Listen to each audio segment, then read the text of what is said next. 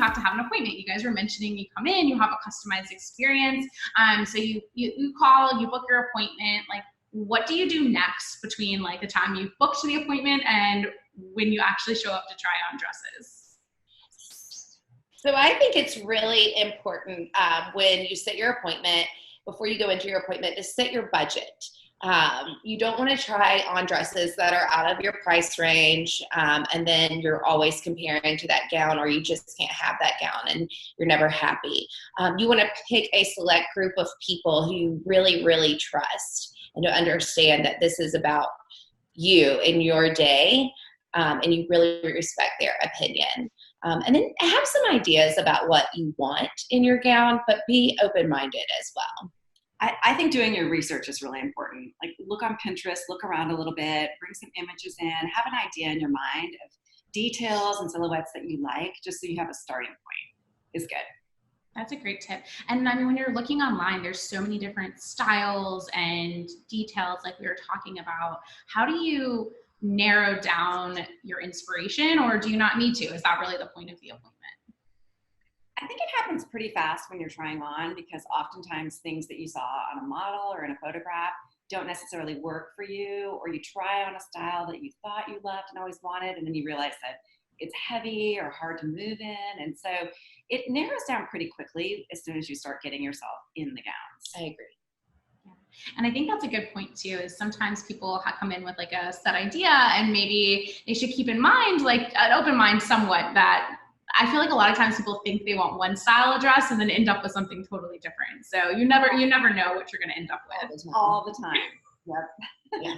Yeah. Yes. For me too. And I see when my brides, go to try on dresses, we see their inspiration on the front end, and then, they send me a picture after I found the dress, and it's like completely different. And it's so funny because you don't know until you try it on, right? It's so hard to know. And that's why the trying on process needs to be really fun, because you just don't know what you're looking for. And it feels intimidating before brides come in, I think. Mm-hmm. But what we really try to do is make it fun, make it an experience. And trust us. We know what the gown looks like on a body. It might not look great on a hanger, but that's why we're here. We're here to listen to you and to help you and to guide you.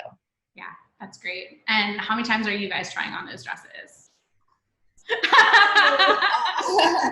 Guilty, right?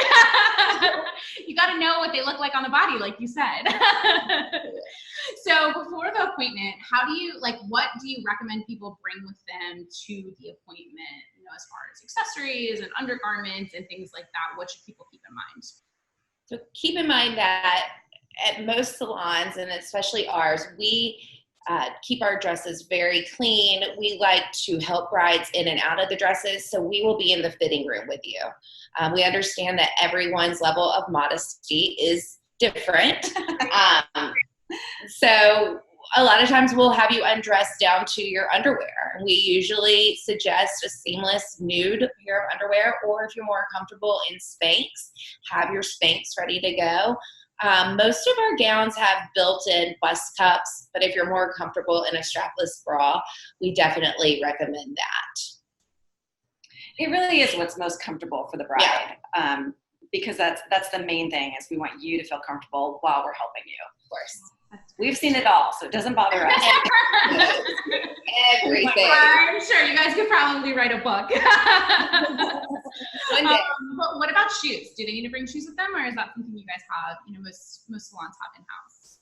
If you want to bring shoes, you can. It's not necessary, but it always helps. We do have a couple of pairs of shoes here as well for people. It's probably too early in the process to really have your shoes at that point. I don't know though. Sometimes people pick everything based around shoes, which is my kind of girl.